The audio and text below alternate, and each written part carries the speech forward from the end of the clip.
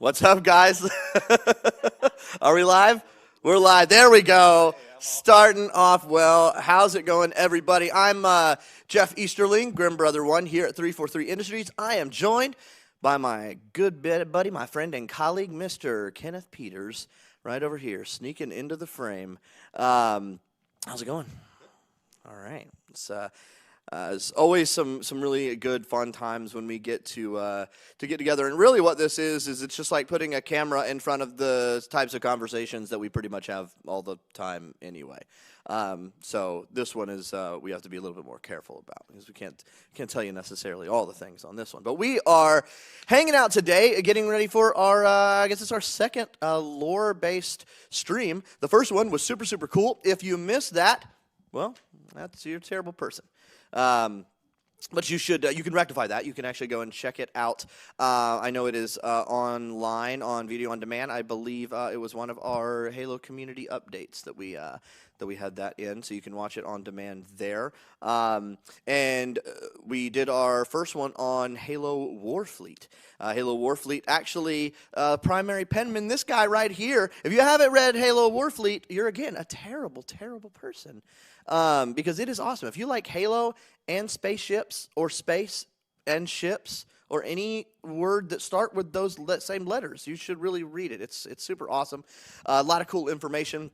We did a whole stream on it. Today, though, we are focusing on arguably maybe the most important aspect of all of the Halo lore, and that is literally the thing that gives our franchise its namesake, and that is the Halo array or the Halo rings themselves. So we're actually going to be going through and talking about kind of the overall Halo array. So a lot of this will be information that longtime super deep lore fans are going to be pretty familiar with because, again, it's something that is kind of the foundation of all of our fiction and most of the games.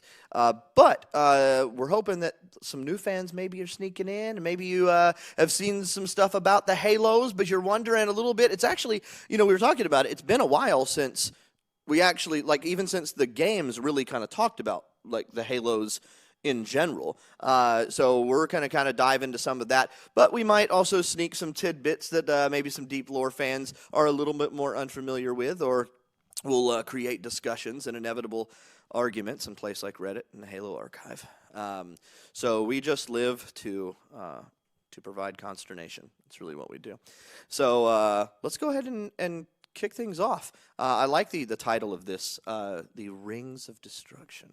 Yeah, so it has a little bit of a evocative. It's just very thematic. So this was part of our Halo Seminar series, which is our internal lore presentations that we give about every month on various topics about the Halo franchise and Halo lore to people internal here in the studio. So we've modified this, obviously, so that not giving away anything that would potentially be no secrets for you. Problematic. No secrets, no dabs. Yeah, no dabs. That's very. We know that is 1/3 of the comments in chat. And Halos are not flat, so it's no flat Earth Halo. No, yeah. So this was originally given by Jeremy. Jeremy couldn't be here today, so I'm kind of stepping in to go over this today. So title of the seminar is called Rings of Destruction. And it's a picture of a Halo. So what is Halo? Well, fictionally, it's 7 ring-world installations, which actually form a weapon network that can destroy all sentient life in the galaxy once they fire and then resonate with each other. They'll kill all sentient life. Basically anything above the neurological complexity of a bumblebee, approximately, they'll get rid of. But narratively, they're basically the gun pointed at the head of the universe in our one of my franchise. favorite chapter titles. Yeah, it's very kind of symbolic. Yes. But yeah, so it's basically the ultimate peril for the galaxy. And Halo Combat Evolved ramps up very quickly from the fate of what happens to you on the Pillar of Autumn to all the way up to the fate of all life in the galaxy in a single game. So, and that's because Halo is so potentially destructive.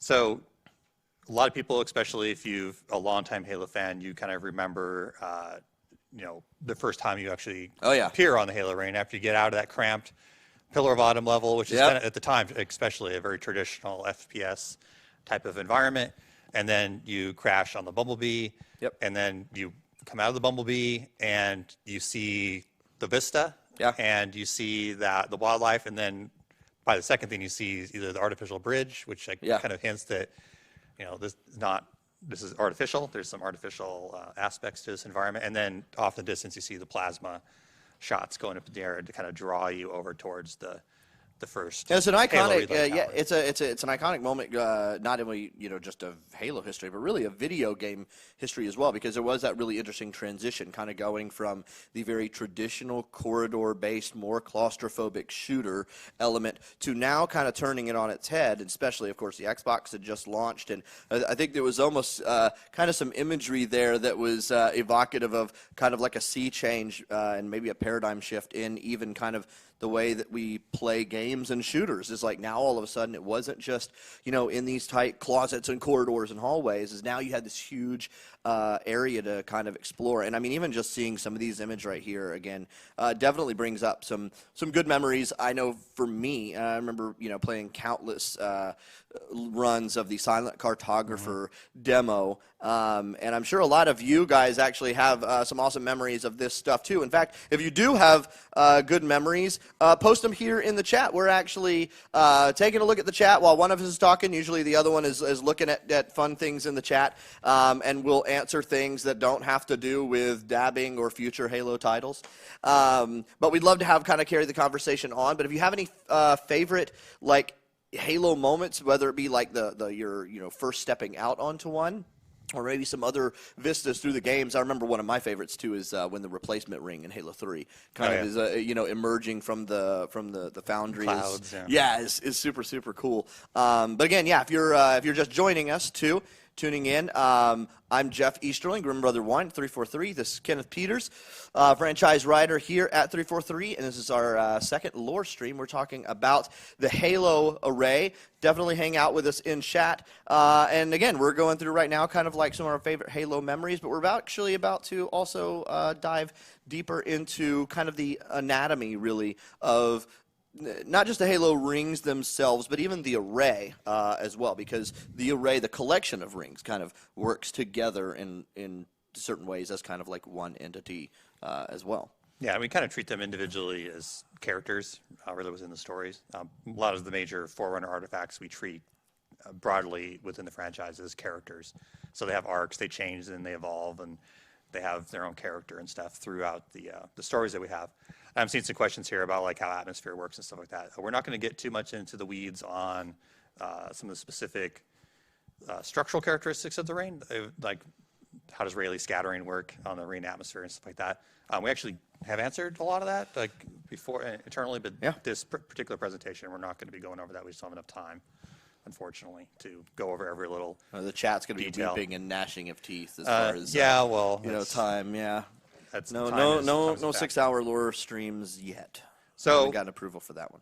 First, let's talk about why the Halos were made. So we kind of just broadly, the Halo array is a weapon. It's designed to destroy sapient or sentient life in the galaxy to deny the flood food. But kind of a little bit of deeper dive there. So it was built by the Forerunners, who are one of the precursor species in our franchise. So they vanished / were killed off / left the galaxy 100,000 years ago. / yeah. Yeah. So 300 years before the activation of Halo, the flood was unleashed in the galaxy. And then the Forerunners were fighting the flood infection for a little over 3 centuries. And then they were losing. So one of the ways that they were trying to figure out a way of fighting the flood, one of the final methods that they kind of figured out was, hey, we can just deny the flood hosts. So that was really the only way of stopping or slowing them down. So they designed the Halo arrays. There's actually 2 different Halo arrays, and we'll talk about a little about that here in a second. So the array, the array that we know of from Halo Combat Evolved all the way up to Halo 5 Guardians is the 7 Marine World installations, that now 6 Marine World installations / 7 at the end of Halo Wars 2. Those were part of what was called a conservation measure, which was the archival and indexing of sapient and sentient species that were unaffected by the flood by the librarian and her life workers. Those samples were stored on the Halo rings temporarily as staging areas, and then they were transported to the Ark for final storage and archival. And then after the Halo rings fired and scoured the galaxy clean of life, they used those samples and the library samples basically to repopulate the galaxy with the species. I think I think one of the coolest elements, or one of my favorite pieces of Halo fiction, especially older school Halo fiction too, is actually a piece that gives us, in many ways, some of our best looks and some of our oldest and best knowledge of things like the conservation measure and reintroduction, and that's the Halo 3 terminals. Yeah. Like if you've never done that, Halo 3, I mean, play it on the Master Chief Collection. You can also play it on backwards compatibility on your Xbox One if you've got it. But it is absolutely worth your while to kind of trudge around and find the terminals located throughout the levels in Halo 3. They're a little bit different than the terminals as the terminals would kind of continue later on in Halo 4 and some of the later games as they're primarily text-based. But I actually really like that. It's a very kind of old-school mud client text-based style, where it provided a really cool, interesting, deep backstory that was there for the people that wanted to find it, but didn't kind of beat you over the head with it for people who were just wanting to play the game. But those terminals actually talk a lot about the conservation measure and really gave us our most in-depth look to the time yet, even at just Forerunners themselves. Like, it was really the first kind of life Forerunners had been given from a fictional standpoint. And you get the interactions with the librarian and the didact. That's the first time really we start to see the didact. But you also get the interactions between Mr. Mendicant Bias, a Forerunner in Scylla. The rogue process. Yes. Ghost rogue process. Yeah, that contender class, flip-flopper, and also the Gravemind. So a lot of really, really cool, deep lore there. And there's some awesome community outlets, too, where you can find that. I believe halo.bungie.org still has a really cool, I think it's like a Flash-based kind of interactive version of the Halo 3 terminals. It tries to replicate all the animations. Yeah, it's super, super cool. Searching. So if you're wanting to, just see it on the web, definitely go and check it out there. But there's nothing like actually going and searching them out yourselves. But that's where we originally find. So one of the things we want to kind of do, too, with some of these lore streams is not only just explain things, but a lot of times what we're saying is stuff that is actually already public, but maybe only a few people know it, only a few people have scoured it. You get your people like your TOA freaks from Halo Canon, your Hidden Xperias and Heurospis and CIA, your Halopedians, your Stephen Loftuses, and your Halo Archive folks and things like that. But we want to try to, expand that and also not just talk to you about the lore, but also tell you where to find it and how to experience it yourself. So. Yeah, and I know some comments about the books being mandatory for the games. I don't think that's necessarily true. A lot of stuff we're going to be talking about actually here is, Halo 3 was probably the primary source for a lot of the background for the Forerunners, but we also have obviously the Greg Bear trilogy that heavily informs a lot about the Forerunners, which I'm sure some people don't like. But yeah, well, I think it's something that's we have. I know there are, discussions that happen in the community about it, and I have had some of those discussions with folks in forums and social media. But it's a really careful balance that actually we try to have as, creators and curators of this kind of stuff, of how do you create additional stuff like books and comics and terminals and all kinds of things that reward at the same time, reward people who do search them out and who do read all the stuff and give them kind of an enhanced look at the universe, but also doesn't punish the people who don't. And I would say there's not, I don't know if I would consider a whole lot as required reading. There are certain things that always improvements that can be made for sure, as far as giving baby better backstory on something. But a lot of the stuff that's out there, specifically books and comics and things like that, are really there to enhance the overall experience, so that you can kind of find out a little bit more, maybe more about a backstory or more about what happened to a side character or situation and stuff like that. But it's all really, really good feedback, and always something that we're looking for. And looking at as we go forward, creating cool new content. Sure, and kind of building off of that, when we were doing Halo 2 Anniversary for the Master Chief Collection, when we were putting the terminal videos in, there was a lot of discussion about how we would do the terminals. We got a lot of feedback. We have actually What do some we metrics. show?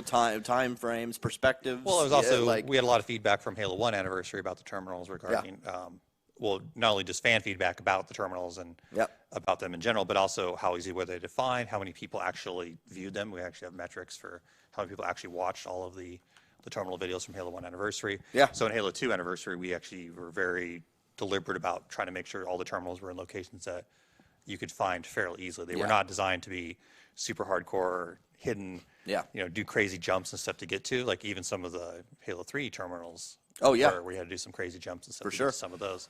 And I think there are ways that you can kind of split from a game design standpoint. You can kind of split some of those things out. Like you can make like the skulls, for example, which don't necessarily have a bearing on the lore itself, but you can make the skulls as something that takes a little bit more like searching, finding, trick jumping, and things like that. But making sure that some of the lore, especially if it's any kind of crucial piece, that it is something that every player, or at least most players, will definitely encounter if it's something to, that has a big impact. Yeah, I don't want to get too far off topic on the background lore. I mean, that's part actually why we did Mythos. You guys did this. You talked about it. Yeah, in chat. I mean, we blame you. If you kind of want to know why we did Mythos, that was actually one of the reasons. We had all these different sources, and some had like different little tidbits of information about certain topics, and so Mythos was to try to kind of tie that all in together. So, sorry, but back to the Halo seminar. So the Halorines were part of the conservation measure staging species for indexing, which not only meant live samples, actually putting species into basically stasis, as you see actually in Origins. You see species being put into these stasis blocks, like I call it carbonite blocks, even though it's not carbonite. But then they also had basically, they just genetically sampled a large selection of the population, both for flora and fauna, and then they just basically cloned them back on their home planets. So the Halorines were, in the background, as part of a compromise between the builders and the life workers. They had both a weapon function and a life preservation function. So it's kind of two halves of the same coin, war and peace. So why was it even built? Well, it was built to fight the flood. If you're not familiar, this is actually a quote from an ARG from way back in the day. It's Iris? Iris, yeah. So I just think this is a really rad quote. There's a lot of really cool stuff from Iris and some of our other ARGs or ARGs. I don't like calling them ARGs, but the alternate reality games that we've had. There's a lot of really cool That's stuff. That's gonna exclamation, really. Yeah. So like I mentioned earlier, there are two sets of rings. We have what we call the senescent array, which is the original 30,000 kilometer diameter rings that were built by the master builder to fight the flood. Those were primarily almost dedicated weapon installations. Those were had quite a bit different function than the rings that we currently know of right now. This is Much from the bigger. Great Bear novels. Much larger. They had much larger populations that were being stored on them. Also, different firing methods. Different firing methods. well. They fired in a cone, so they were semi-directional. Like you could basically target planets or star clusters with these things and just do kind of localized cleansing. But the flood spread too fast, too far, and then most of the rings were taken over by Mendican Bias at the urgings of his little buddy, the Primordial. So most of them were destroyed. One survived, or at least one that we know of, I should say. That's actually, to be clear, there's one that we know survived. The other ones are kind of an area of canonical doubt. And that one ring joined what we now call the Neoteric array, which originally was 6 installations. There's 7 because one of the rings from that senescent array, the original Halo array installations, were basically retrofitted to function within the new. I see CIA in the chat yelling, "Yay, a source!" Because this actually is so. This, we talk about not really giving a lot of necessarily new lore, but expanding and clarifying and explaining, current stuff. However, we do like to drop little narrative nuggets throughout that are new to most folks, and this is an example of that. So this is really like the senescent array and the neoteric array. That nomenclature that we are using is really only primarily so far has been internal. We did show it to a few fans out for last year's PAX community visit, where we did some cool little workshops and things here at the studio. But this is really the first kind of like public knowledge of this classification. and it actually kind of goes along. Somebody else had asked in the chat, is there like a singular Halo Bible or like one kind of source? And this is actually a great way to talk about that, because we do have essentially a singular, growing, evolving source. And the Halo Bible absolutely is/was a thing as far as a physical object. A lot of people I know have the romanticized dusty tome. Yes, you open up we actually just go, and we don't write stories. We just go and consult the tome, and it tells us everything. Golden quill. Yeah, but no, they're actually Word documents. Yeah, absolutely. Yeah, lots of Halo binders. Bible. But as a lot of things move these days, we've actually moved all of that digitally, and so we actually have. For example, you have like the Halopedia and Halo Nation is like really the online repository, the public wikis. We actually have an internal one for us, and so we're the library. Yeah, exactly. We have the library and the index, which is a repository of that information, everything from images and concept art to actual just full encyclopedic articles. And in those encyclopedic articles, we have information on stuff that is not public. Holes that are filled in, information that maybe is for future telling or is fodder for a different time. But this is an example of that, we have internal nomenclature for those two types of Halo rings. And so this is an example of taking that and turning that something that is private facing and now public. Yeah, I should point out, like even internally in the studio, we generally don't talk about the Senesin array. It just confuses people. Yeah. Because then you have to get into this whole other discussion Big about studio, not the flood everybody does war and we generally, when we talk about Halo array, if you ever hear us talk about it, we're really talking about, in this particular nomenclature, we're calling the Neoteric array the new Halo array. So just kind of keep that in mind. Some of this is more for our internal organization to try to keep things straight, to make sure when we're talking about the Geyer rings, those are the Senescent array. It's also, too, somebody was like, just release it all. But it's also important to note that a lot of that internal information sometimes we keep it internal so that it has the ability to flex and to change before going public.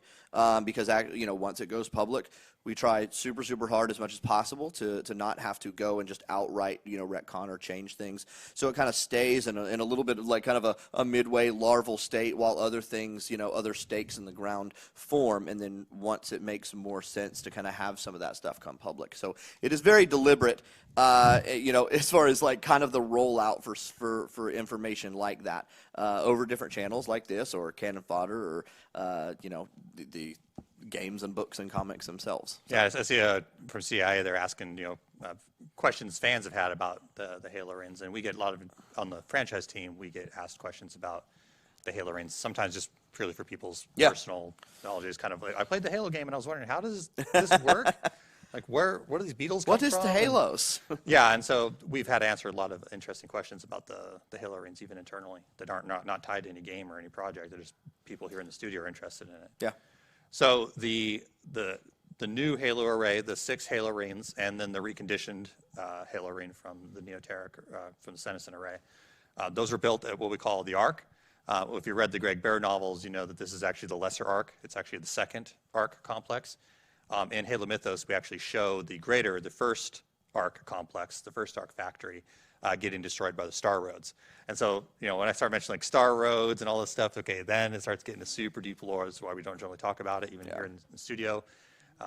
That's there's a lot to image, cover. Right? Is that what? Yeah, that is a Loftus image over there on the right. Shout out to Stephen Loftus. He does a lot of really cool work with us. And we've actually mentioned in the Warfully, Stephen Loftus is actually he's a contributor and a collaborator on a lot of our projects, specifically stuff that involves numbers, scale, double-checking names, double-checking.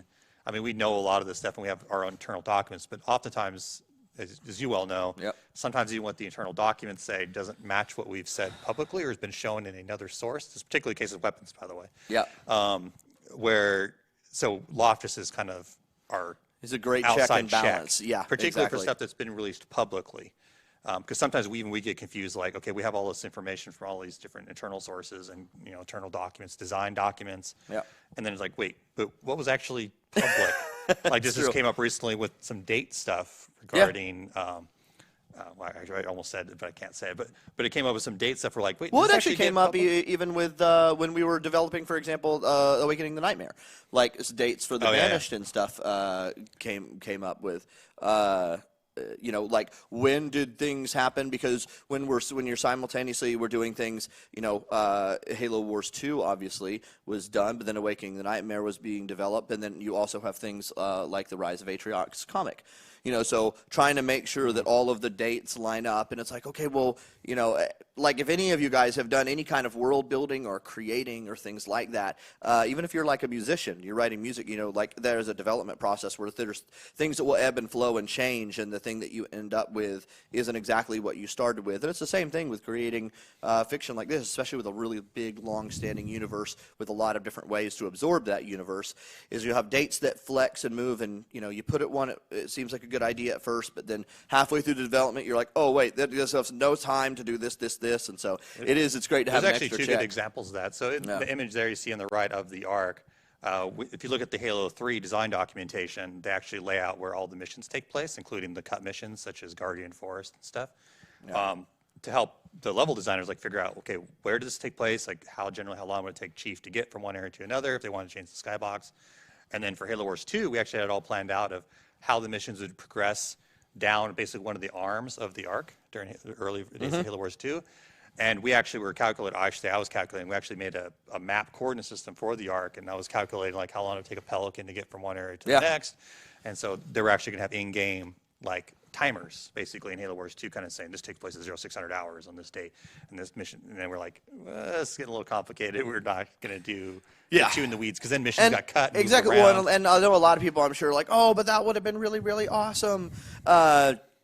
But at the same time too, sometimes the more you put in there, the more you kind of overcomplicate it, and then you back yourself into corners, and you don't want to get into a position where you have to change something. Then everybody gets mad because then you had to change something. So yeah, and things like the Arcs and the Halo Reigns, it's even kind of more of an issue because a lot of stuff took place 100,000 years ago. Yeah. So then we have these giant time gaps. We even got to be careful when we're talking about millennia. Oh yeah. Which millennia did this take place in? And you see this in the Halo 2, or excuse me, the Halo 1 anniversary terminals with Gilda Spark, where he's mentioning dates, and it's like, well, wait, even going through and trying to when we're going through, and if maybe we're writing an internal encyclopedia article, or even what we were doing for Mythos, is trying to catalog through the Greg Bear books and Forerunner history, where you have these huge jumps, hundreds of years, where in something like First Strike, something would have been 3 months later or 2 weeks later. The Forerunner trilogy, you'll have something happen. They had dinner. 400 years later, they went and did some other thing. And then it gets a little like in Primordium is a good example where, I love the Greg Bear novels, so I'm not going to, but there's some spots in the Greg Bear Primordium, for example, where he's wandering for 100 years. Yes. This is biblical stuff. Yeah, it's biblical. He wasn't actually wandering around on the ring for 100 years. It was more like he felt like he was in the simulation. Sorry, we got way off topic there. Yeah. But in any case, so you guys the Halo Reigns were built at the Ark.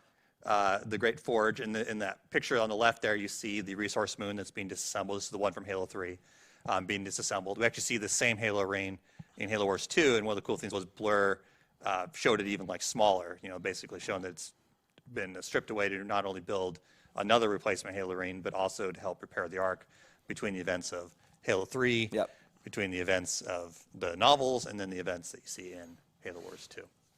The Ark is huge, and the Halo Reigns are also huge, but not as huge as the Ark. It's almost mind-bogglingly massive, especially in terms of surface area. It's not even talk about things like Trevelyan, Oh yeah, shield worlds, and you get into actual Dyson spheres and stuff, which we try to avoid stuff like that because it just gets so absurdly out of scale. It's just as most people know, we have two kind of names for Halo Reigns. We have the installation number, so installation 04. But then we also have a Greek letter that's assigned to every. And people for a long time. Here's where we get to make people mad. I'm so excited. So Alpha Halo, why is it installation 04? That was for a question for even I had. I was like, well, that doesn't make a whole lot of sense. Why is it installation 04? And it's also called Alpha Halo. So the reasoning behind that is the installation number is basically the sequence that it was manufactured, and the Greek letter is the actual firing order. So Alpha Halo fires first, and Beta Halo and Charlie Halo and Echo Halo, Foxtrot Halo, all the classical Greek letters. All the classical Greek letters.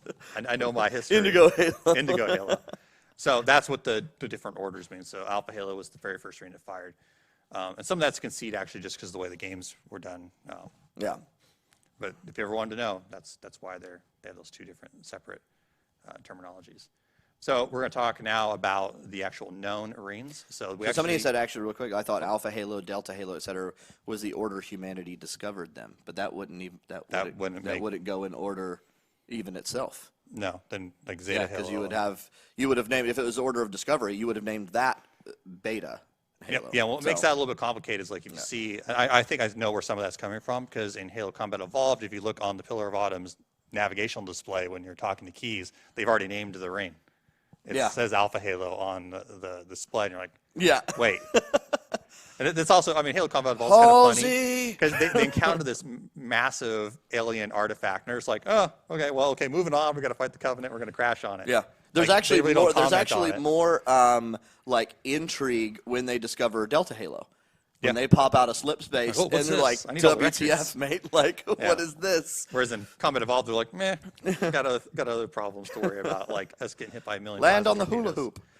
And so the known Halo rings, the ones that we've actually, or I should say humans know about, is near 2558. So we have Alpha Halo, Halo Combat Evolved, Delta Halo from Halo 2, Gamma Halo, which is seen in the background of Halo 4, and then we see the surface of it in the Escalation comics. I was wondering if people could see the pop-up messages. I don't think so. Sorry, we're looking at the screen. If you see us looking down, we have on a big giant screen. We actually have the chat. So we're looking at the questions that that you're asking. Well, most of them. Skype messages. You're also showing up here. It's like we're not dabbing. We're not. And then so Gamma Halo is the one you see in the background in Halo 4 when you're on Ivanov Station. Zeta Halo, which we don't see, except we actually do see it on the cover of one of the novels. Yes. So Fractures. So that is Zeta Halo. If you haven't checked out Fractures, by the way, it's super awesome. It's our latest anthology of short stories. A little plug for consumer products. We get 10 cents every single time that book is sold. James Monosmith. And then Zeta Halo. His wings every time. We briefly see kind of the surface of that, or not see it, but we hear about the surface of it a little bit. Yeah. In Hunters in the Dark, which is actually where it's introduced that humanity discovered it in, or actually put a facility on in the year 2555. Talking about timeline issues. So then we have what often has been called the replacement ring or installation 04 beta, or I've heard all sorts of different variations of it. That's the replacement ring that you see in Halo 3 that's replacing the destroyed Alpha Halo. And then we have the replacement ring that we see in Halo Wars 2, which we call, I think everybody calls even internally. Sounds like a Keanu Anders Reeves movie. ring. Yeah. So those are the Halo rings that we've visited in the novels or directly have landed on in the games. And then we have obviously the other Halo rings, which are elsewhere in the galaxy. And if you want to kind of know generally where they are in the galaxy, you can check out Halo Warfleet, where we have a galaxy map showing where. First time, really, roughly, actually. First time you have a rough kind of galaxy map. Yeah, and I think I mentioned that was a very rough thing to do, and even getting it nailed down to that. Like, they're within this 8 billion light years. Even that getting nailed down was a kind of a pain. So those are the Halo rings that we've established that humanity knows about or knows where they are, or at least knew where they were at one point. And somebody actually brings up a cool thing, Apex 7, so the raid on Apex 7. And canonically, the area, the environment of raid on Apex 7 is actually a simulation environment. It's an amalgamated simulation environment that the UNSC uses to train not just Spartans, but any personnel on Halo ring topography and also specific aspects of the anatomy of a Halo ring. So it's interesting, raid on Apex 7 actually has just certain cool elements of various spots on a Halo ring. So that's not a set on a specific ring, but it's just an amalgamation of certain types of landmarks that they can change. So. Yeah, and we'll talk a little bit about the nomenclature of the rings I see at CIA, and some other people are talking about the 04A, 04B, installation 08, 09. There is no B, no. And at C. Warfleet, as far as I know, it's still available. I didn't buy every single copy of it, so it has to be somewhere out there. If it's selling for $1 million, Ken's mom bought a third of them. Yeah, that I can sell for $1 million. So Alpha Halo, it's also known as installation 04. Sorry, getting back on topic again and keep going on these wild tangents. So it's weird. monitored. Halo itself is talking in the chat and starting to smell some Weird. nonsense. It's getting a little. This is getting a little meta. Yeah. So every Halo ring has a monitor assigned to it. The monitor was assigned to Alpha Halo was 343 Guilty Spark. I'm not going to get into the nomenclature, but basically it's 7 to the power of the installation is the number of the monitor assigned there. Shocking, spoiler alert, it gets destroyed in Halo Combat Evolved. I know you didn't play to the end of the game. You just played until you got scared of the flood, and then you put the game down for 17 years. Oh yeah, spoiler alert, there's this creature called the Flood in it. Oh, man. So at the end, after the events of Halo Combat Evolved, the debris field is quarantined. In fact, there's even some maps that take place on map of bases. Yeah, and we have Nightfall, which takes place in a slip-spaced shard. It's a little bit of a stretch, but Nightfall is an interesting beast. So the debris field is quarantined because there's still flood floating around. In fact, that's kept the Mona Lisa and stuff like that. It kind of deals with some of that. Super awesome. Mona Lisa, in case you're wondering, is a motion comic. Actually, it was originally included in Halo Evolutions, which was the first Halo short story anthology. But you can check them out. Just go on YouTube and find them. They're on YouTube. There's several motion comics that were done from Evolution stories, and the Mona Lisa is super awesome. It's pretty long. I think it's almost like an hour long or something like that. It's pretty. It's pretty hefty. It's I think one of the longer ones that are from that series of motion. Also, there is a naked elite named Henry with a cricket bat. I mean, really, what more do you need? I'm sold. Like, so, done. Anyway, so yeah, Alpha Shard. That's the shard from Halo Nightfall that they visit, and then the former Spartan Wolverines, and then blows up with the nuke. Delta Halo. So this is the ring that we visit in Halo 2 and Halo 2 Anniversary, Installation 05. Its monitor, which we see very briefly in Halo 2, actually, is 2401 Penitent Tangent. Now, I should point out here that he has a red eye, and for a long time people thought that meant they were rampant. That's actually, in the case of Forerunner Ancilla's, that's not actually the case. In fact, we see 2401 Penitent Tangent in the Halo 1 Anniversary terminal videos. Does it mean he was angry, like Guilty Spark? He could be angry, I don't know. But I'd be angry. It doesn't mean he's rampant. It's because every one of the monitors kind of have its own little color-coded eye to help differentiate. And we see that in the terminals as well. Yeah, I think when they have a little circle of monitors, the council of monitors meeting. They're all meeting in a monitor we focus deserve room. to be forgotten. Yes, perhaps, they're unionizing. Perhaps. Yeah, unionizing. No, that's. Yeah, I was making a joke there, but I probably shouldn't. So it suffered a flood outbreak. In fact, it suffered a flood outbreak sometime in the distant past. We're not actually saying when it happened. There's some clues in various media about when it could have occurred. It's partially glassed, so after the events of Halo 2, obviously they have the big civil war, the Great Schism that occurs basically right above it. The Gravemind takes High Charity and slips space away or runs away. And then the elite fleets that are there basically glass as much as they could of the flood-infested areas of Delta Halo. Yeah. And then it's basically quarantined. That entire system is quarantined after the events of Halo 2 Anniversary. So in the post-war period, the UNSC and San Helio are both basically keeping an eye on that system. They're not supposed to do anything in that system because it's just too dangerous. There could be, again, flood are still around, and there's also all sorts of other dangerous sentinels and stuff like that could be there. And the status of Penitent Tangent is, I was going to say something, but no, he is, right now it's unknown what happened to Penitent Tangent. Last we see of him is in the clutches of Gravemind on Delta Halo, but we don't actually see him on High Charity, but he hasn't shown up in any stories yet. Nope. But always a lot of cool threads just to maybe visit later. So, but as part of like the monitoring effort, there is a station called Lisbon Station that was established here. This was mentioned in some other kind of deep lore sources, and we haven't gotten any detail about what Lisbon Station is, or if it's like Ivanov, or if it's small, or if it's an Oni station. We haven't gotten any details on it.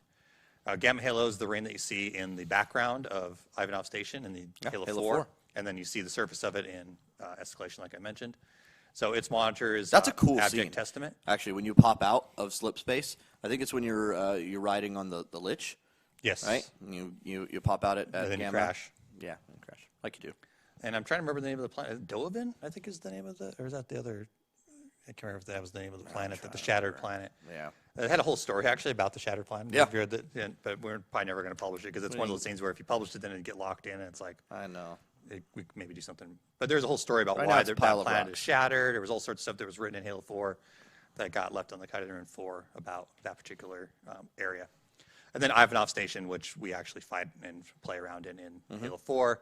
And then, unfortunately, everybody on the, spoiler alert, everybody on that station is effectively killed in the events of Halo 4. We're just ruining all the stories for everyone.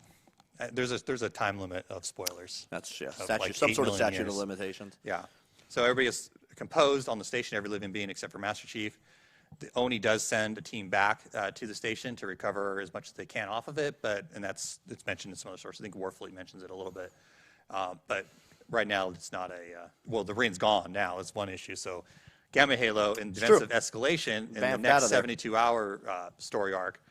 I'm not going to go over the entire events of that story arc, but basically the Master Chief returns to Gamma Halo because that's where the Diadact reappears after the events of Halo 4 when he falls into that the Composer's Abyss. Yep. He basically pops out on Gamma Halo. Yeah. Shenanigans happen, and then Gamma Halo is actually teleported away by a new monitor. Yep. Because Abject Testament is still MIA at this time. And so a new monitor basically takes it for repairs, and that's the last we've seen of it so far. It was Static Caroline? Static Caroline, yeah. Which is not a normal Ring monitor. It's actually a monitor or a different installation. Yeah. So then we have the replacement Ring. This is like the scene we mentioned earlier of the Ring rising out of the mist and the forge on the Ark. Such a great scene. So it's what we call Installation 08. Now, we tend to not call it like 04B, 04C. We're just basically calling them an installation order. That's partly just to keep the confusion down. Because people are like, is installation it 04C? Order makes way more sense. Yeah, so we're just keeping them all installation. The order of manufacture, the order of use in the array. So it was started manufacture immediately after Alpha Halo got destroyed. Potentially it already actually somewhat been partially constructed. This is and it would technically be an Alpha Halo. Yes, it's a replacement. It's supposed to be identical to Alpha Halo in every way, which is why when you visit the surface of it in Halo 3, that the control room is basically an unfinished version of the control room from Halo 1. I think in some ways it's like the installation number is kind of like a VIN number. Like you can have two of the same vehicle, and it could be you have another vehicle that is designed to be the exact copy or duplicate of another one, but it's going to have like a different serial number, 1 of 10. And here I'll point out that it wouldn't be identical like in every, if let's say they had gotten completed, it wouldn't be identical in every physical characteristic because 343 Guilty Spark had actually done a bunch of modifications and changes. Everybody's voting on which one it should be. I think my favorite one is 08B. Yeah. Well, we're all calling it Installation 08 internally. That's true. So you can call it 04B. Call it whatever you want. You can have you can call it Steve, but it's still wrong. You can have aliases. So it got destroyed. So this seems to be a theme. Every time Master Chief lands or even sees a Halo ring, it's going to get blown up in some way. So he actually detonates Installation 08 prematurely over the Ark to kill or stop the flood and stop Grave Mine, which significantly damages the Ark. And that's that thread is picked up on. Canon name is not Steve. Yeah. We'll have to update our internal documents to reflect. And so in the events of Halo Wars 2, we have the replacement ring appears, and that's what we call Anders' ring. We're putting that in quotes. That's Installation 09. So that's the one that Professor Ellen Anders situates herself on. They eject the entire whole plate of the ring to get rid of a bunch of banished on the whole plate, which is a really cool scene from Halo Wars 2. And funnily enough, that scene is actually from an event that you see in the terminal videos for Halo 1 Anniversary, where you see Guilty Spark start going a little crazy, and he where he just starts testing things. Yeah, just testing. He just ejects a section of the Halo ring just for giggles. Let's see what this does. And so that's actually where that idea came from, and then Blur did a really cool job of showing them taking the entire section and shooting it into space and killing all the brutes that were on it. And that's the one that you see escaping, or not really escaping, but it's actually being transported back to its firing position in the Halo array, because it's actually fairly close to Earth. And so, if you watch Halo Wars 2, you can see why they're trying to do it. They're trying to get word, trying to find out what's happening back on Earth and get the word back that they're still alive. Yep. And then it's pulled out of subspace. Pulled over by the police. Pulled over by the cops, the Peacemaker, the Guardian. And then that's the stinger at the end of Halo Wars 2, is that you see the Guardian over Anders' ring. Dun, dun, dun. And then that's the last we see of that so far. And then Zeta Halo, this is from the cover, Fractures. Installation 07, we also call it the Rogue Halo, because the whole backstory that goes into Zeta Halo. We can do an entire presentation on Zeta Halo, all the crazy stuff that occurs on Zeta Halo and its entire history.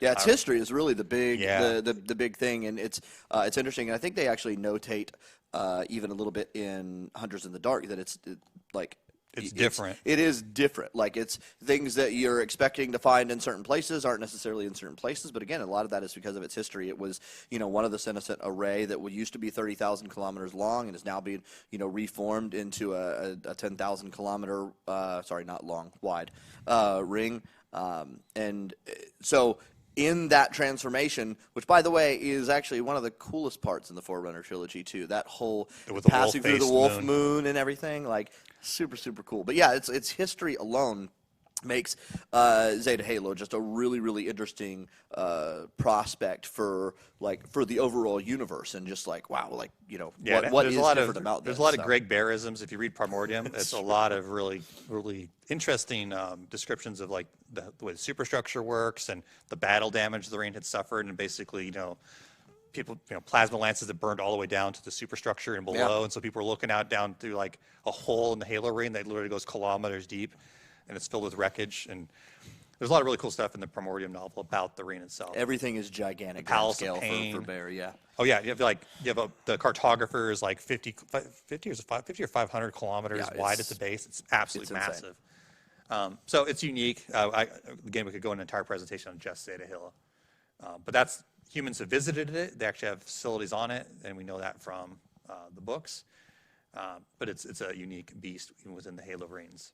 And then there's 3 more Halo rings that we don't know anything about. We've never seen them outside of Halo 3, the diagnostic displays that are inside of the Arca control room. Somebody actually, real quick before we go on, asked, hey, Grim, what about the Halo 1-4 spoke of and seen in Halo Bloodline? That's actually not a Halo, so that's a line installation.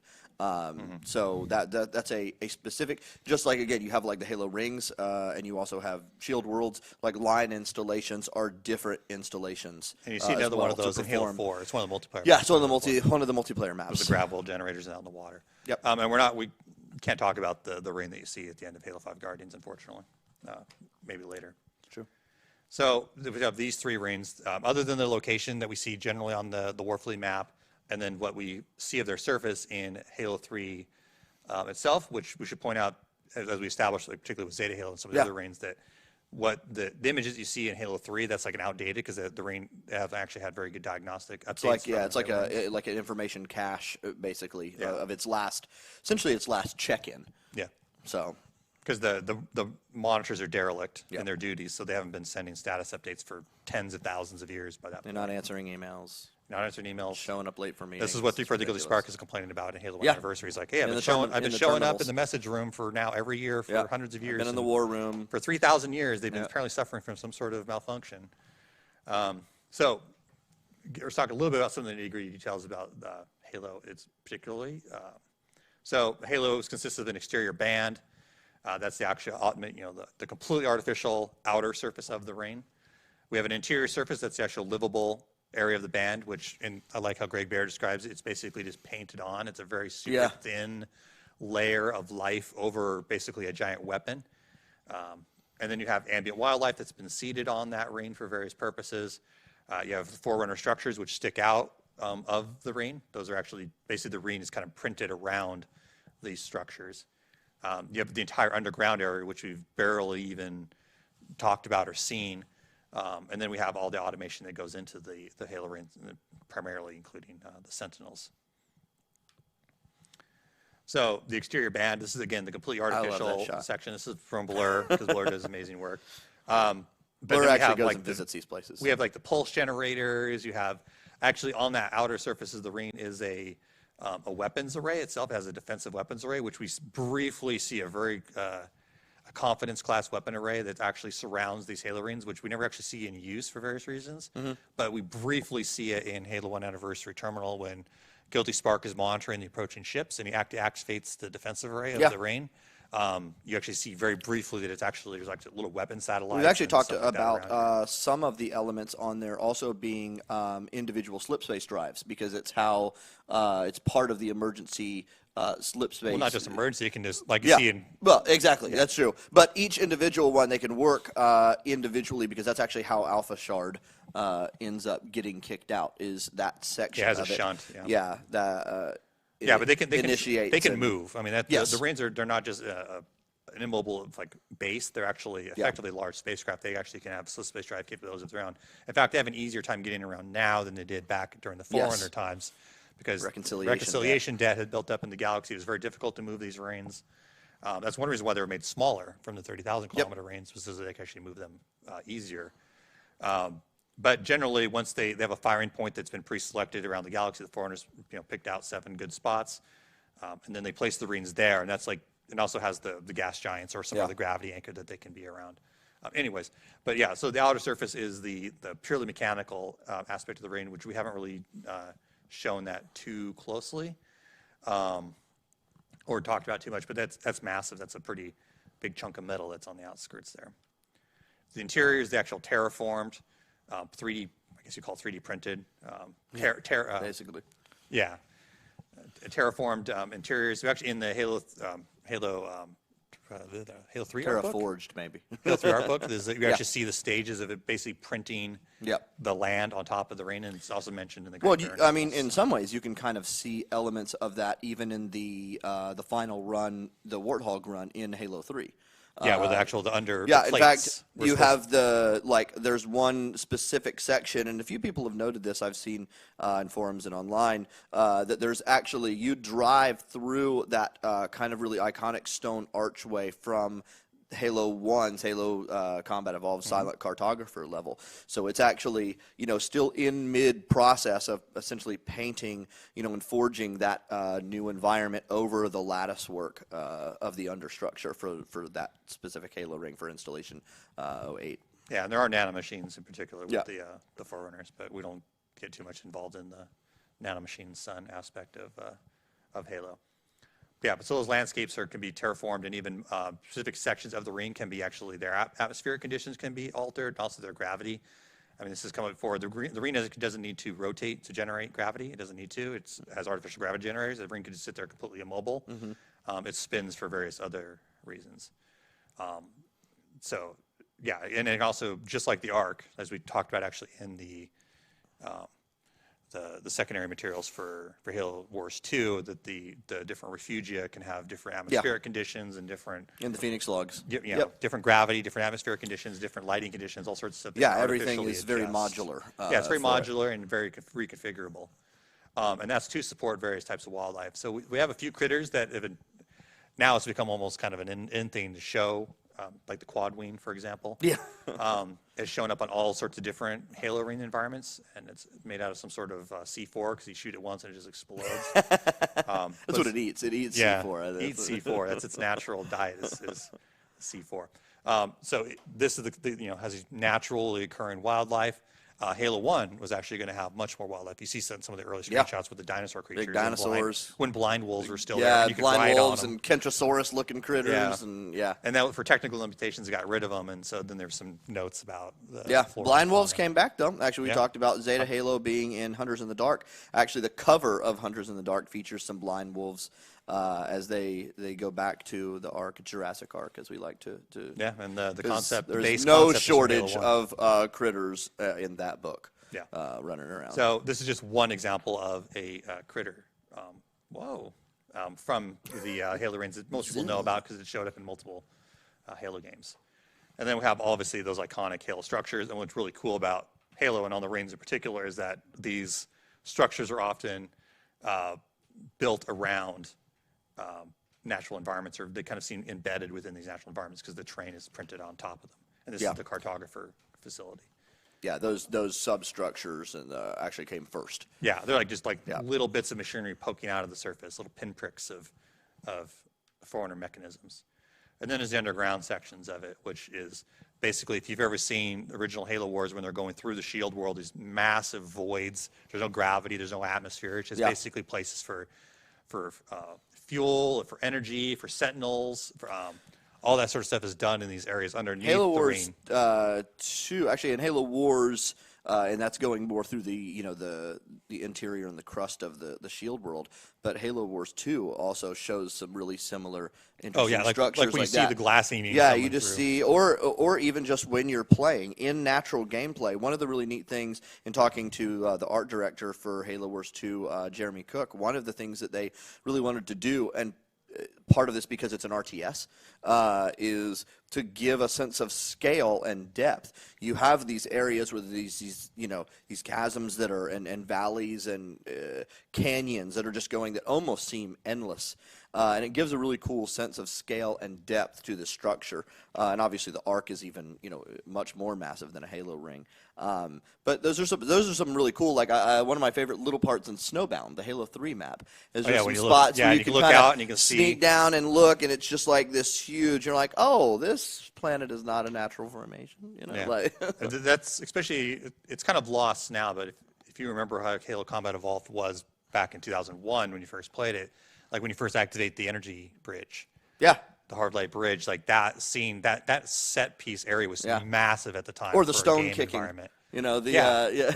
I mean, it's like a tiny little fridge now, but back in the day, that was an absolutely massive environment to show in a game, just as part of a level. It was bigger than some games' entire levels, just that one scene area.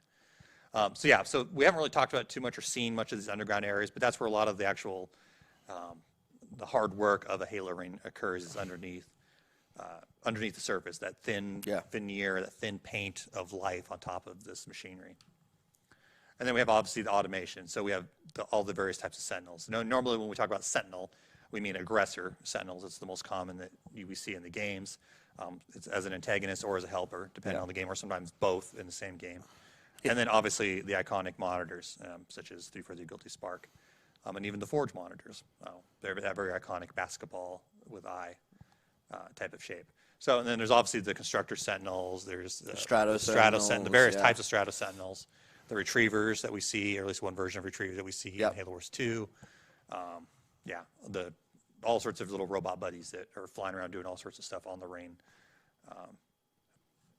for all sorts of purposes. So somebody, I know a couple people, Toa Freak specifically, has been asking, and we talked, I know, a little bit about it, I think, at the PAX talk, but the relationship between the composer and the Halo rings themselves, that there is a kind of coordination between that. We actually haven't gone into it very much, but yes, there is a relationship, the composers are part of kind of like the anatomy of Halo. So I'm hesitant to say anything because I don't know exactly what you I know. said. It's like I said, we haven't talked much about it. We talked a little bit about it, like at the other seminar. But yes, there is a relationship between the composer and those elements. Oh yeah, and it's like the Safeguard Sentinels and stuff. Yes. From Halo 5. Yeah. Oh, some we haven't actually visualized yet, or that were visualized and just didn't end up in the that's how game design works. So the function of Halo, so not only is it a weapon, but it has the habitat that's on the structure. So I'm quickly moving on. I like people are like, oh, that's a low effort answer. No, it's a very deliberate answer. So we have the fortress world. It serves basically as a backup fortress. It's its own weapon installations. Has millions of sentinels on it that can be used as a weapon, even though they're not really intended to be used as a frontline combatant. In fact, that's a terrible idea, and they try to avoid that. Forerunners are really actually full of terrible ideas. Yeah, Foreigners have a lot of terrible ideas. As grand as their good ideas are, equally grand as their bad ideas. When they fail big. Right? Probably their worst failing was that they actually set up flood research installations on, as far as we know now, every Halo ring has at least some sort of flood research. Everywhere. Every Forerunner carries flood in their backpack, I'm convinced. It's they're just all like, over the place. spent a long time fighting these guys. You really went through a lot of trouble to keep a bunch of them alive. Now, some of them like that were originally on Zeta Halo, they had thousands of flood research installations on them. The one that was on Delta Halo was at least one large one. And then there was the one that was on Alpha Halo, which seemed to be like a pretty small laboratory type of complex in the greater scheme of things. And then they had some that are off-site. Like, for example, Alpha Halo had the whole gas mine complex. Is there a designation we have for gold sentinels? I'm trying to remember if we have any internal designation. I don't think we have a separate. It's just no, we don't have it. Extra bad. Yeah, we've talked about it, and sometimes it's just now there's a different type of aggressor. It's like the weird ones, like the aggressors that are armed with needlers. Like the needler armed aggressor in Halo Combat Evolved. Yeah. That was actually a leftover from testing that got just left there. Whoops, forgot to get rid of it. At least as far as I understand, that was the reason why it was in there. It was just a remnant. And then the purpose of the Halo rings was the most well-known, which is that it's a weapon. So it's a little hard to see here on this picture, but So these are some hard dimensions and numbers. I think some of this might be the first time we've seen some of these, or at least people have actually like, no, this is really what it is. So it has 318 kilometers wide, 47 kilometers in depth, 10,000 kilometers diameter. Everybody knows that part. 31,000 kilometers in circumference, and it has almost 10 million square kilometers of interior surface area, which is about There's a lot of Canada. people that are just now kind of thinking about the overall scale and structure. Yeah, so like that picture here, we see It's real big. the little dot there is the 5.6 kilometer long Infinity. Yeah. And then there's area around Mount Rainier. So Yeah, we're from Infinity, Seattle, that gives we have to you, have we're Mount Rainier. using the Infinities for scale. Obviously, it's one of the newer, It's our banana newer for ships. scale. Yeah, it is. That's true. A large banana it is. But it shows you it's a huge, massive ship. Really anything else would just be a blip. So the best we've got, and then Mount Rainier, something that's, close to home, but, something that is a given scale. Big mountain, big volcano. Yeah. And this is actually tiny compared to Larry Niven's Ring World. The Larry Niven Ring Worlds make this look like a tiny little toy. They're absolutely massive. So, but it has like the interior surface area of Canada. Obviously, most of the Halo ring is actually just like our Earth. Yeah. Most of it's water, some sort of oceans or seas. But there is quite a lot of land mass on that ring. So we're also going to talk about how you activate Halo. This is kind of like how do you end things with a Halo ring? Well, you got to activate it, and there's basically 4 steps. So first, you got to find the map room. So you got to find the cartographer. Though technically you wouldn't need to do this, but this is the easiest way. Yeah. Though it never really explained how they found the cartographer. Really, I guess the Covenant already knew where to look for him in Halo Combat Evolved. Yeah. Which is a little trying to remember. odd, a little bit of a plot hole. Oops. Terrible. Gosh. So, but you find the never gonna cartographer make the easiest way. That'll lead you to the control room. But when you get to the control room, well, you can't actually do anything there. You got to go find the actual. Moses Christ, stop. Don't tell people how to do this. Oh, yeah. Sorry. It's the end of the world as we know it. Yeah. We're I terrible feel people. fine. Most people will not even get that reference anymore. That's like classic music I'm now. so sorry. So you got to locate the index. So you got to locate the key to actually fire the Halo, which is the little green popsicle stick in the library. So you got to follow for the Guilty Spark through a bazillion doors, through basically the same 2 hallways for an hour with a shotgun. There's no elevator in this thing? Yeah, I know. I totally love this level. It's the best level in Halo Combat Evolved. I adore it. Which level? The brown one? The level with doors and elevators. So after you get the popsicle, you take it back to the control room, and then you can actually activate the Halo array, assuming a giant green lady doesn't pop up and says, "Oh, is your chum, is he?" And, He's your chum, your pal? Your pal, your buddy, old friend. Don't make her angry. Yeah, turns green. That's Right? not good. I feel like she'd be really dangerous if she ever turned against us. Oh yeah, That never that's a good happened. plot point. never Let me write that one down for future use. So then you can use it, and then you run, which is basically what you do in Halo 3 when you actually do the entire firing sequence and don't try to stop it. And now we're actually going to open up some questions and answers. So we went off on all sorts of weird little tangents here. This thing took as long as it did because we answered questions along the way anyway. But yeah, if you've got some questions, most of them we won't answer. So can the Halo array energy be tuned to affect other things? No. And that's partly by design because they basically didn't want the flood to basically, hey, we're going to capture Halo Rain and then turn it to be used against Forerunners. Potentially it could, but we're As its generally current no. use. It's pretty indiscriminate. That's one reason why the Forerunners didn't want to use it is that they really couldn't. If they could have just built it to fight the flood, they would have tuned it to just fight the flood and kill flood supercells. But it has to be a pretty indiscriminate weapon. It's less indiscriminate than the original Halo arrays. The original Halo arrays killed pretty much all life, whereas the more current Halo rings just only affected dissolved the mess out higher of it, order life. So it like left insects, so it didn't completely collapse planetary ecosystems, whereas the original Halo rings explicitly collapsed planetary ecosystems because it killed even all the insects. See a lot of questions about like who built the sewn structures on Installation 05. It's not really something we are talking about today, and in all honesty, that is not remotely the last or most mysterious thing that I'm sure we'll encounter on Forerunner installations of all various types. The Z designations for Foreigners, the Forerunner constructs, that's from like the visual guide stuff. That's the human the Zeta. Yeah. designations for the UNSC designations for these robots. So yeah, they would have their own UNSC/CIA or CIA ONI designations. Look at that. You're canon, CIA. Yeah. Now you I are. meant the CIA, Yeah. the Central Intelligence Agency. We actually have names for all the monitors for every Halo ring. But Jim? those are ones we're not Pam? revealing. Michael? Dwight? In fact, that was one of the things we had to scrub out of this was the other monitor names. How did the Ark survive Halo 3? That's primarily covered in Hunters in the Dark. Can creatures survive on the Halo ring when the Halo ring fires? Generally, no, they don't. They'd have to be reintroduced. Some of that is actually talked about in basically the Refugia discussions in Halo Wars 2. Yep. A lot of those, like the plants and animals that would be killed by a Halo array, they could be reconstructed using genetic samples that are located on the ring itself. They just basically clone new critters. But yeah, pretty much anything that would be affected by a Halo array is not shielded by being on a Halo ring. Which monitor is on Steve? That's a rather personal question, Deltaverse. That's a weird question. Gosh. Why would you say that? The light bulb, installation 09 have its own monitor. It would have been assigned to its own monitor if it. Well, that's actually a good question of whether it would have its own monitor. Which one? Installation 09 Anders ring. Oh. The forums would have assigned a monitor to it. Yes.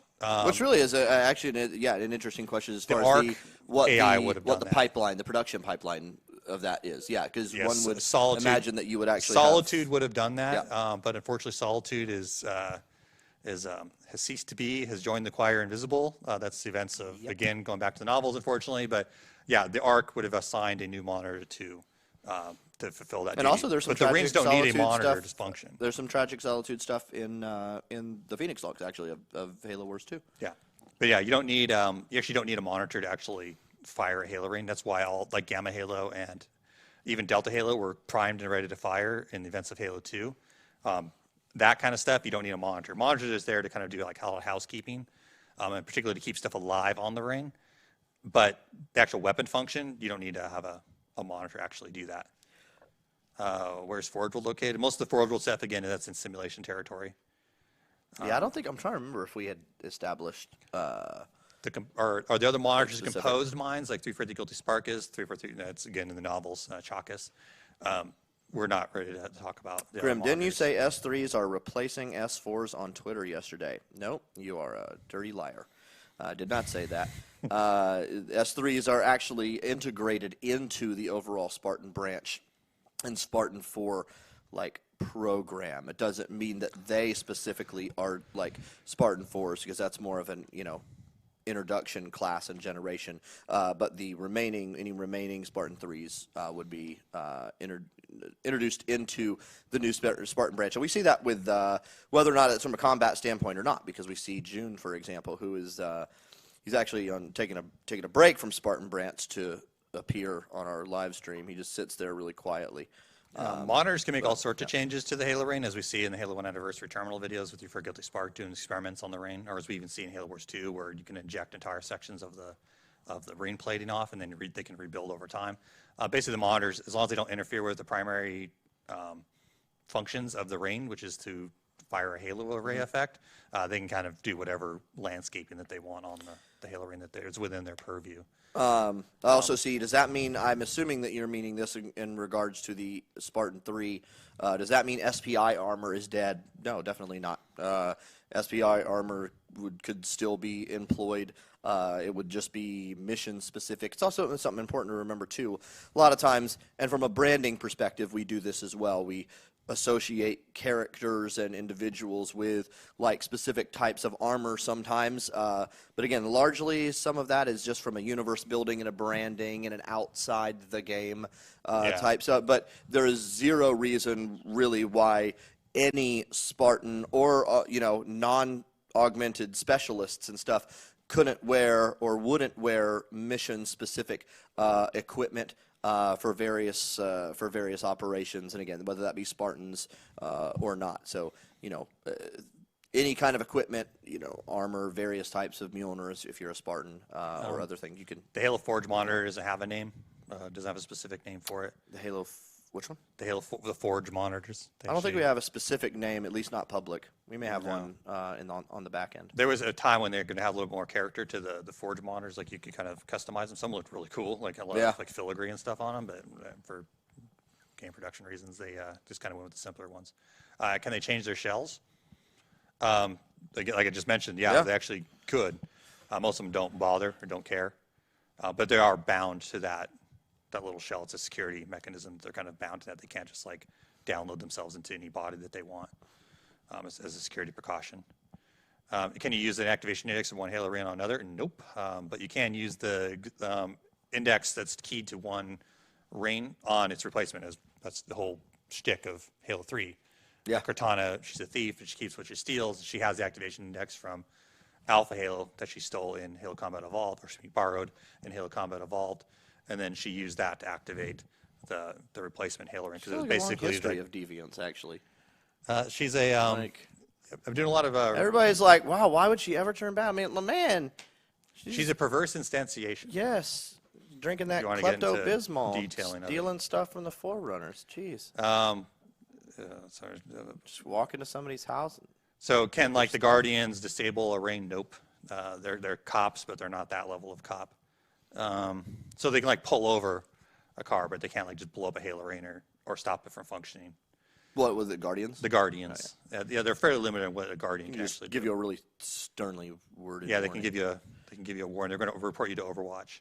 You just disable you. And like stuff about the Ark. There's some stuff that was in Halo Wars that's in the secondary materials for Halo Wars 2 regarding the fleet that actually went to the Ark with the Enduring Conviction. Some of that's talked about a little bit in the secondary material.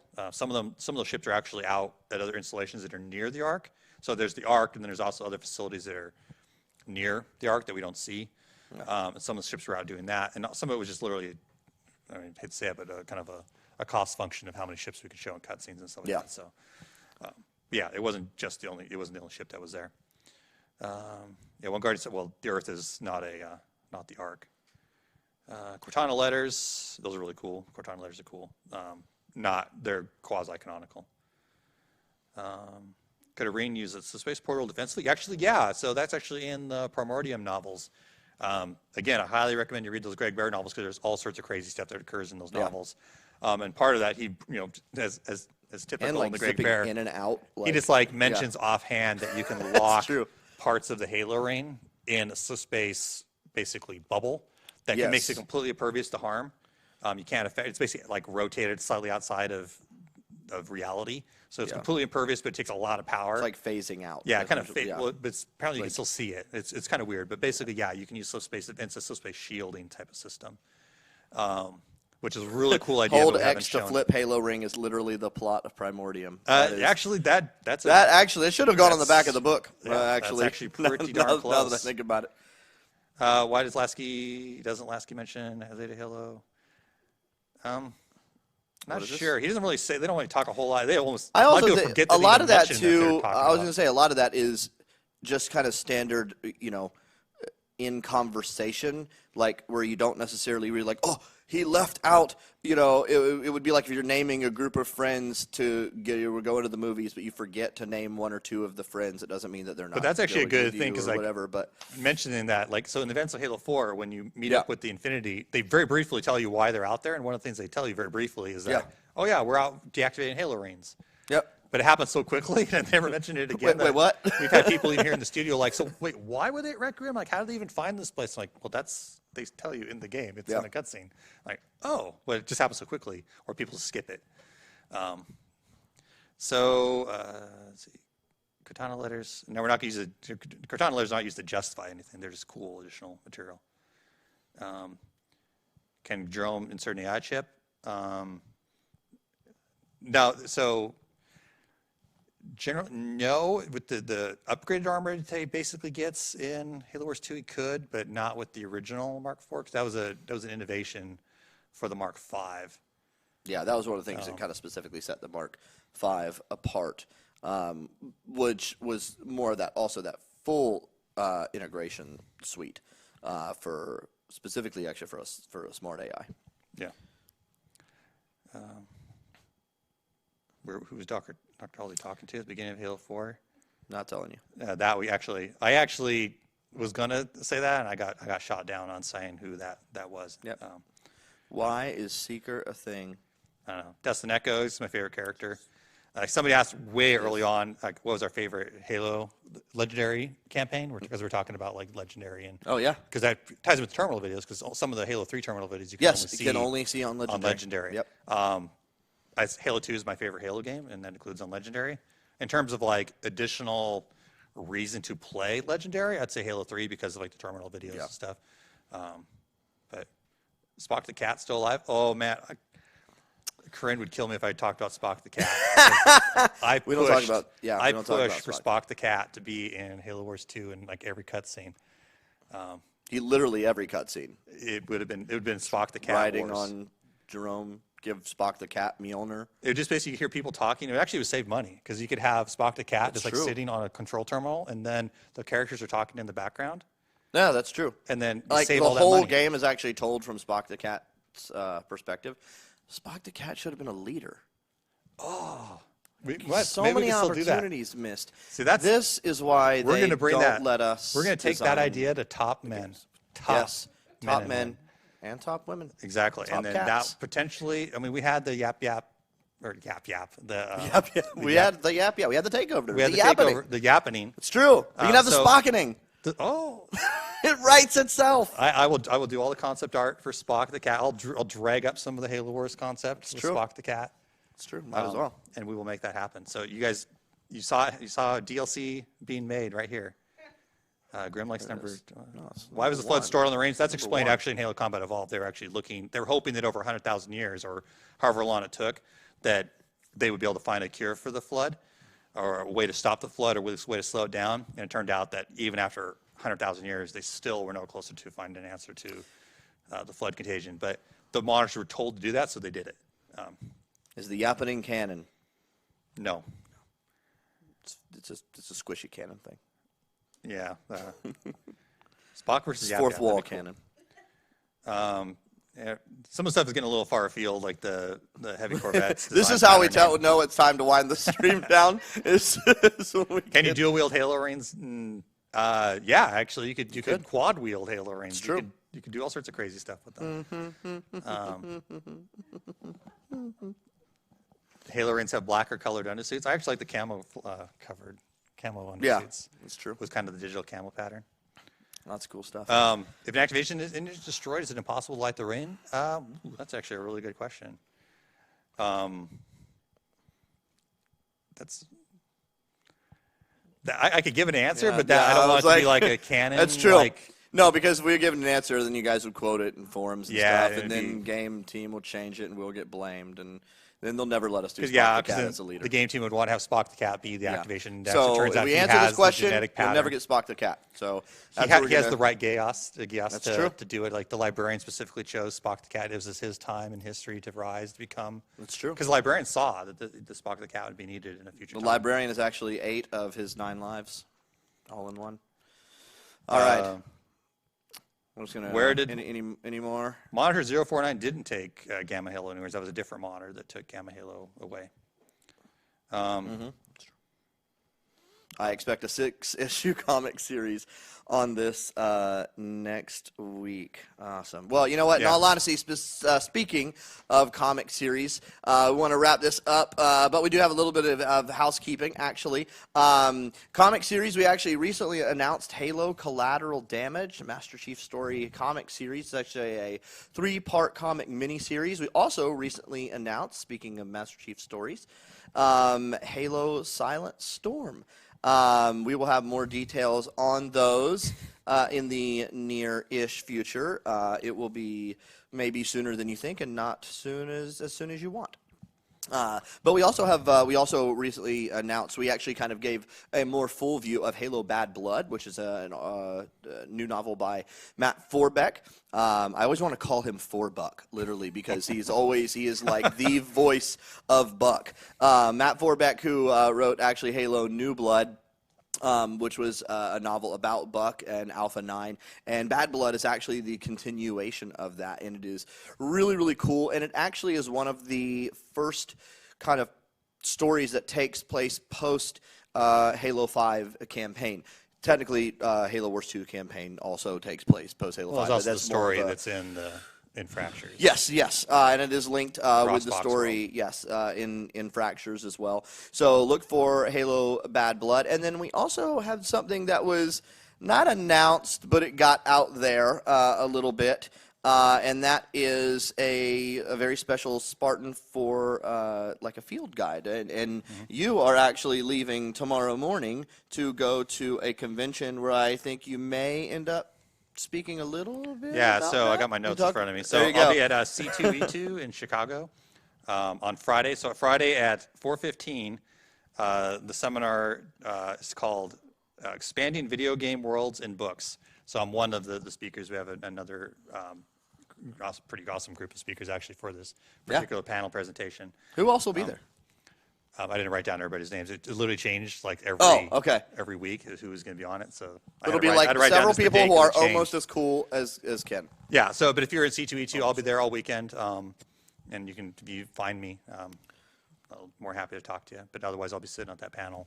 And we are actually looking into as well, seeing if there is going to be a live stream of that panel or a video recording of that panel. If there is a video recording of that, then look for probably a VOD embedded in our next Halo community update. So if we end up with some good video of that, we'll definitely bring that to you. But I think regardless, the Spartan 4 Handbook is definitely something that we'll want to talk a little bit more about, and probably next week actually maybe a little bit. We'll look at diving in a little bit into kind of what that is.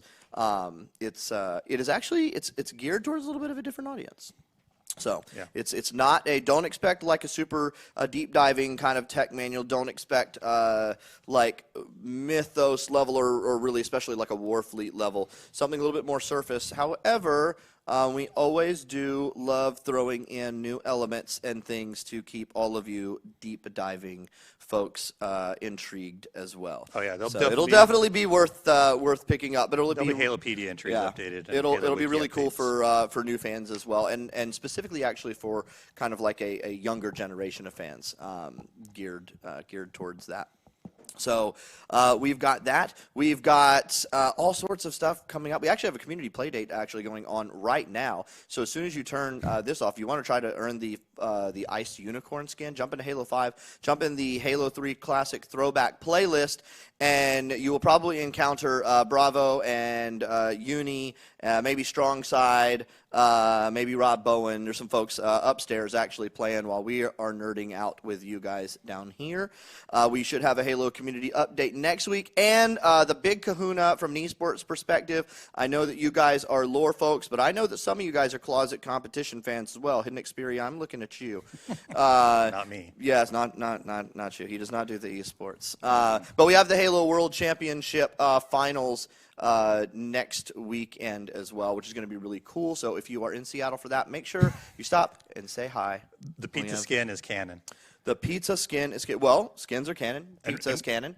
And while we're giving shout outs, I would like to give a shout out to the mod creators that are doing some pretty amazing mod stuff right now. Yes, in absolutely. particular, I like to Operation Trebuchet. Yep. Definitely check out what they're doing if you like Arma and you like We should Milsim. maybe highlight them sometime soon. Yeah. I've only sent you information I to know. put an Okay, article all right. That's about enough. that. All right, we're never going to have Ken on again. All right. We definitely actually plan on highlighting some really cool community projects like that. And the only reason it hasn't been done so far is not this guy's fault, I can assure you. But also a shout out to folks like Sons of the Prophets guys as well, who are always working really close. And shout out to everybody who participated in the Yappening, both internally and in the community.